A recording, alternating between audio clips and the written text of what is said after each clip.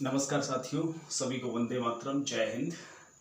और जैसा कि आप जान रहे हो कि हम राजस्थान के भूगोल की सीरीज चला रहे हैं और हमने राजस्थान के भूगोल के एक एक बारीकी के साथ सारे टॉपिक देखे हैं।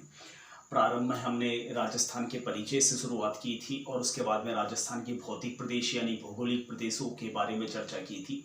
और अब तीसरा सबसे महत्वपूर्ण टॉपिक राजस्थान का अपवाह तंत्र यानी नदियों का बहाव, कौन कौन सी नदियाँ कहाँ कहाँ बहती हैं, उसके बारे में एक सीरीज चला रहे हैं।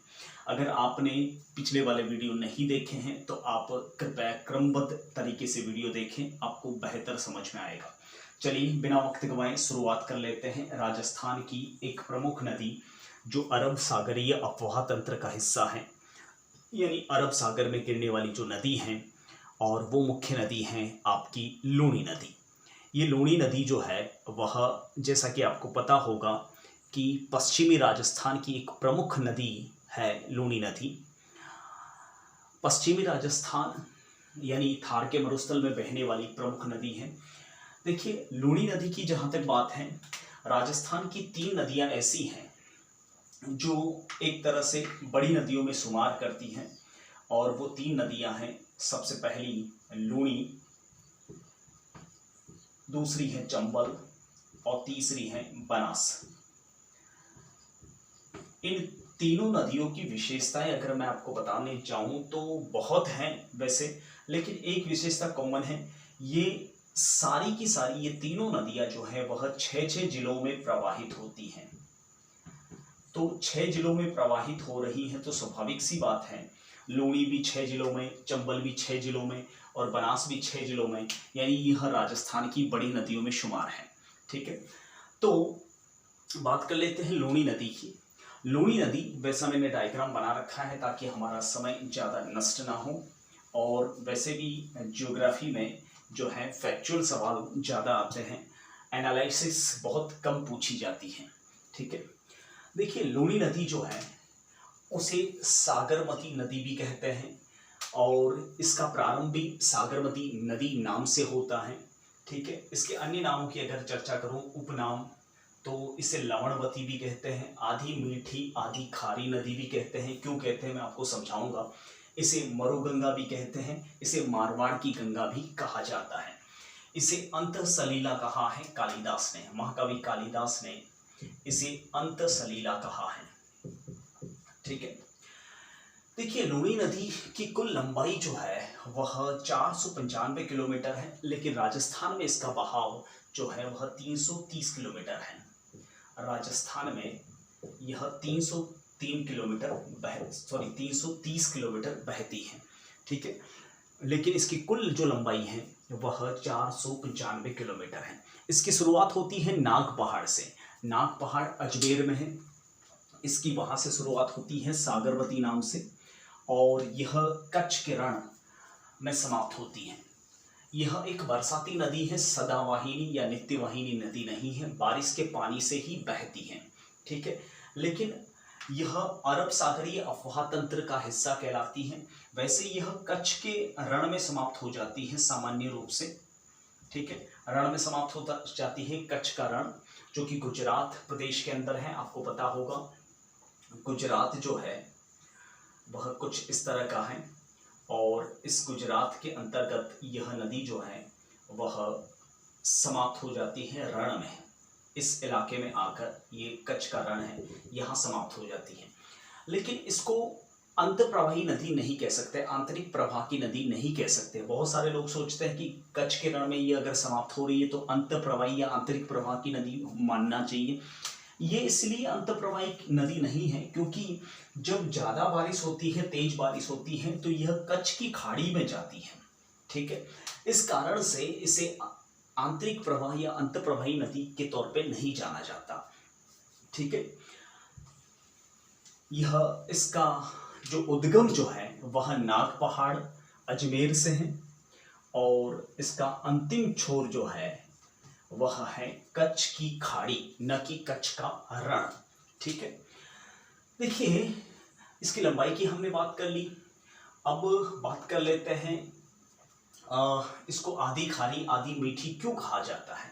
देखिए, जब ये नाग पहाड़ से शुरू होती हैं अजमेर से, तब से लगाकर यह जो पचपदरा, पचपदरा बाड़मेर में है, बालोतरा के पास में। वहां पचपदरा एक खारे पानी की झील है, आप अच्छी तरह से जानते होंगे। पचपदरा एक खारे पानी की लवणीय झील है। उस पचपदरा के लवण के कारण यह वहां से खारी बन जाती है, वैसे रेगिस्तान में बहती है। तो यहाँ पर ठीक बाड़मेर में आकर पचपदरा के किनारे यह बालोतरा एक कस्बा है जो कि बाड़मेर का हिस्सा है।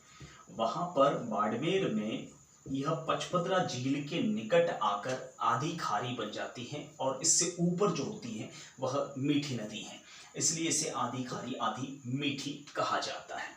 ठीक है, एक चीज और मैं आपको बता दूं, ये बालोतरा जो कस्बा है वह लूनी नदी के पाट के नीचे बसा हुआ है। ठीक है, ये काफी नीचे बसा हुआ है, लूनी का पाट ऊपर है। इसलिए जब भी कोई भयंकर बारिश होती है नाग पहाड़ में, अजमेर के पहाड़ों में, तो सबसे पहले जो इसी कस्बे के डूबने का खतरा रहता है। तो कई बार ज्योग्राफी में ऐसे सवाल भी घुमाए जाते हैं कि अगर नाग पहाड़ में या अरावली में भयंकर बारिश हो तो सबसे पहले बाढ़ कहाँ आएगी, तो आपका उत्तर होगा बाड़मेर के बालोतरा में। ठीक है, और ये शायद आरपीएससी में आ भी चुका है, आरएस 2013 के आसपास, मुझे अच्छी तरह से याद है। तो इस तरह से सवाल भी पूछे जाते हैं, तो थोड़ा सा ध्यान दीजिएगा। देखिए, इसी नदी के किनारे एक जसवंत सागर बांध भी है बिलाड़ा के अंदर। बिलाड़ा वैसे जोधपुर में है। जोधपुर के बिलाड़ा जो तहसील है उसके पास में एक गांव है पिचियाक गांव, उसके किनारे एक बांध है। जोधपुर के महाराजा जसवंत सिंह जी ने बनवाया था, इसलिए इसको जसवंत सागर बांध भी कहा जाता है। और ध्यान दीजिएगा, ये बिलाड़ा जो है यहाँ पर प्रसिद्ध आई माता जी का मंदिर है। आई माता जी का मंदिर, कहते हैं कि इन्हीं माता जी, ये माता जी जो है वह सीरवी चौधरियों की कुल देवी हैं, और इन माता जी की दीपक की लौ से केसर टपकती हैं, ऐसा मान्यता है। आई माता जो कि बिलाड़ा में एक प्रमुख लोक देवी मानी जाती हैं, आई माता जी। ठीक है, सीरवी समाज की कुल देवी हैं। और इसी बिलाड़ा के पास में एक पिचियाक गांव है, वहां पर एक बांध बना हुआ है जसवंत सागर, जिसे पिचियाक बांध भी कहा जाता है। इसी लूनी नदी के किनारे तिलवाड़ा भी है। तिलवाड़ा एक बाड़मेर का कस्बा है, और इसी तिलवाड़ा में राजस्थान का सबसे प्राचीन पशु मेला भी पड़ता है। और इसी तिलवाड़ा के पास में मालानी गांव है, वहां के घोड़े काफी फेमस है। ठीक है, ये प्राचीन पशु मेला जो शुरू किया था वह मोटा राजा उदय सिंह जी ने शुरू किया था, जोधपुर के महाराजा मोटा राजा उदय सिंह। और इन्हीं मोटा राजा उदय सिंह जी की एक पुत्री थी जिसका नाम था जगत गोसाई या भानमती भी कहते हैं। उन्हीं जगत गोसाई या भानमती का निकाह हुआ था शहजादे सलीम अर्थात जहांगीर से, और जगत गोसाई मोटा राजा उदय सिंह की बेटी, और उन्हीं की बेटी जगत गोसाई या भानमती के पुत्र थे शाहजादा खुर्रम खान, जिसे आप शाहजहां नाम से जानते हैं। ठीक है, और इन्होंने मतलब यूँ समझ लीजिए शाहजहां के जो नाना हैं उन्होंने ये तिलवाड़ा में राजस्थान का सबसे प्राचीन पशु मेला भरवाया था। और ये बात है लगभग आप मान के चलें 1535 के आसपास की। ठीक है, सॉरी 1563 के आसपास की बात है। ठीक है, इसी नदी के किनारे नेहड़ भी है।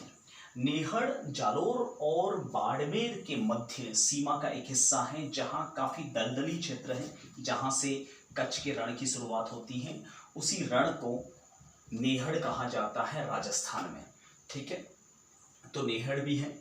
एक बात और मैं आपको बता दूं, ये जो नदी है वह राजस्थान के 6 जिलों में बहती है। मैंने आपको बताया भी था, राजस्थान के 6 जिलों में जो बहने वाली नदी हैं वो 3 हैं। एक लूनी नदी, दूसरी बनास नदी, और तीसरी है चंबल नदी। यह जो बहती है, एक बार थोड़ा सा मैं बोर्ड क्लियर कर दूं, यह नदी राजस्थान के 6 जिलों में प्रवाहित होती है। ठीक है, अजमेर जहां से इसका उद्गम होता है, उसके बाद में नागौर, फिर जोधपुर,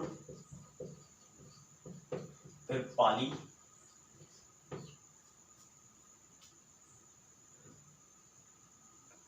फिर जालौर और बाड़मेर। ये 6 जिले हैं जिसमें यह नदी प्रवाहित होती है। चलिए अब देख लेते हैं इसकी सहायक नदियों के बारे में। देखिए लूणी नदी की जो सहायक नदियां हैं उसमें सबसे पहली है जोजड़ी नदी। ध्यान दीजिएगा, जोजड़ी नदी, यह जोजड़ी नदी पोंडलू गांव से शुरू होती है। पोंडलू गांव जो कि नागौर में है, वहां से शुरू होकर यह जोधपुर के पास में यह लूणी में मिलती है। इसकी सहायक नदी है। वैसे अगर सहायक नदियों की शुरुआत करी जाए तो पुष्कर से एक सरस्वती नदी आती है दाएं तरफ से, और वह इसके अंदर मिलती है सागरमती नदी के अंदर, और ये आगे जाकर लूणी कहलाती है। लेकिन सहायक नदियों की शुरुआत यहाँ से होती है। पहली नदी है जोजड़ी नदी, जो बाईं तरफ से आकर इस नदी में मिलती है। पोंडलू गांव से इसकी शुरुआत होती है और इसी जोजड़ी के किनारे जोधपुर बसा हुआ है। ठीक है, और इसी नदी के किनारे जो है एक वाटर फ्रंट योजना चलाई गई है जोधपुर में, जोजड़ी नदी के किनारे। तो सवाल बन सकता है, थोड़ा सा ध्यान दीजिएगा। देखिए ये जोजड़ी नदी राजस्थान की लूणी की एकमात्र सहायक नदी है जो अरावली से नहीं आती है। यह पोंडलू गांव की पहाड़ियों से इसका उद्गम होता है। और दूसरी विशेषता यह है कि एकमात्र जो है यह नदी वो है जो लूणी के अंदर बाईं ओर से आकर मिलती है।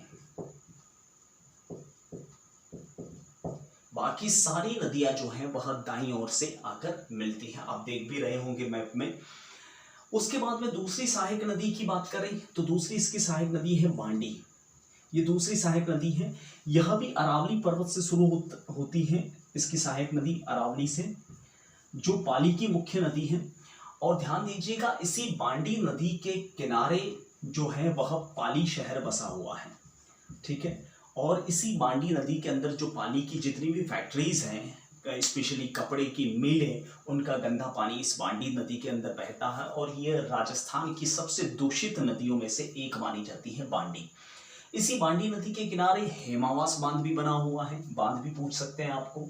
इसी बांडी नदी के अंदर अरावली से एक और नदी आती है, गुहिया नदी, इस बांडी की सहायक नदी बन जाती है। यानी एक तरह से लूणी की सहायक नदियों में सबसे पहली जोजड़ी, उसके बाद में बांडी, और तीसरी सहायक नदी कहलाएगी गुहिया नदी। थोड़ा आगे और चलें तो इसी बांडी के बाद में जो प्रमुख सहायक नदी है वह है सूकड़ी। सूकड़ी वैसे 2 नदियां हैं, ध्यान दीजिएगा, एक और आगे आएगी सूकड़ी नदी। इसी सूकड़ी नदी, ये सूकड़ी नदी जो है वह अरावली से शुरू होती है। मैंने अभी अभी कहा कि अरावली से सिर्फ जोजड़ी शुरू नहीं होती है, बाकी सारी ये नदियां जो है सहायक नदियां वह अरावली से शुरू होती हैं। इस सूकड़ी नदी जो कि बाड़मेर में जाकर इस नदी के अंदर समाहित होती है। और इसी सूकड़ी नदी के किनारे जालौर जिले में एक प्रसिद्ध बांध बना हुआ है, बांकली बांध। ठीक है, और इसी सूकड़ी की एक और सहायक नदी है मथाई नदी, जो नेक्स्ट इसकी सहायक नदी कहलाएगी मथाई नदी, 5वीं सहायक नदी। और इसी मथाई नदी के किनारे प्रसिद्ध एक जैन तीर्थ बसा हुआ है रणकपुर। ठीक है, अगर नेक्स्ट सहायक नदियों की बात करूं तो सबसे प्रमुख सहायक नदी है जवाई नदी। ठीक है, जवाई नदी इसकी सहायक नदियों में एक छठी नदी है। इसी जवाई नदी के किनारे ध्यान दीजिएगा, इसी जवाई नदी के किनारे जो जवाई नदी जो है वह गोरिया गांव से शुरू होती है। गोरिया गांव पाली के अंदर है, बाली तहसील में। गोरिया गांव की पहाड़ियां जो है वह अरावली का ही हिस्सा है, वहां से जवाई नदी की शुरुआत होती है। और ध्यान दीजिएगा, इसी जवाई के किनारे राजस्थान का एक प्रसिद्ध बांध, पश्चिमी राजस्थान का सबसे बड़ा बांध, पश्चिमी राजस्थान का सबसे बड़ा बांध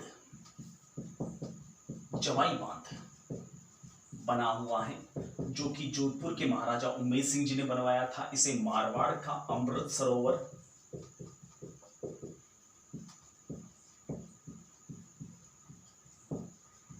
या मारवाड़ का अमृत कलश भी कहा जाता है। पश्चिमी राजस्थान की लाइफलाइन है यह जवाई बांध। पाली जिले के सुमेरपुर कस्बे के निकट पड़ता है यह, और इसी के पास में एक प्रसिद्ध 1857 के समय की छावनी भी है, एरिनपुरा। ठीक है, देखिए इसी जवाई नदी के अंदर उदयपुर से एक सुरंग बनाकर साबरमती की एक सहायक नदी भी मिलाई गई है, जो इसमें हमेशा जल आपूर्ति इस जवाई बांध में करवाई जा सके। यह राजस्थान का सबसे ऊंचा बांध भी है, जो सही बांध है, और वह उदयपुर से इसके अंदर लिफ्ट करके पानी लाया जाता है। तो जो सही परियोजना है वह जवाई बांध के लिए बनाई गई है। और ऐसा पूछा भी जा सकता है आपसे कि उदयपुर का जो सही परियोजना है वह किस जिले के लिए है, तो आपका उत्तर होगा पाली। देखिए ये उदयपुर जो है वो मेवाड़ बेल्ट का अरावली के विपरीत दिशा की ओर है, जबकि जवाई अरावली के पश्चिम दिशा की ओर है।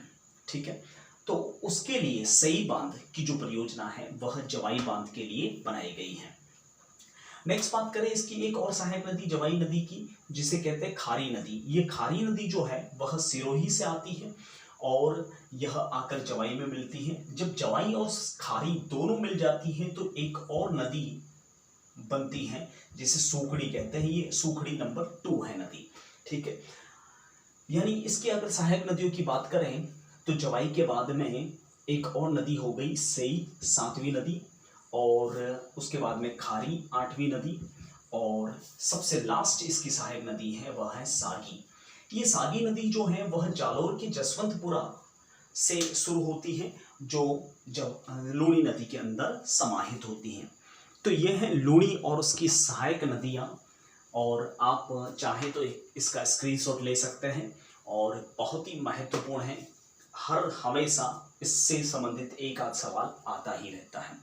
वीडियो एंड करने से पहले एक छोटी सी रिक्वेस्ट ज़रूर करूंगा, वीडियो को लाइक कीजिए, शेयर कीजिए, हौसला अफजाई के लिए कमेंट भी कीजिए अगर कुछ भी कन्फ्यूज़न है, और आपको करना भी चाहिए।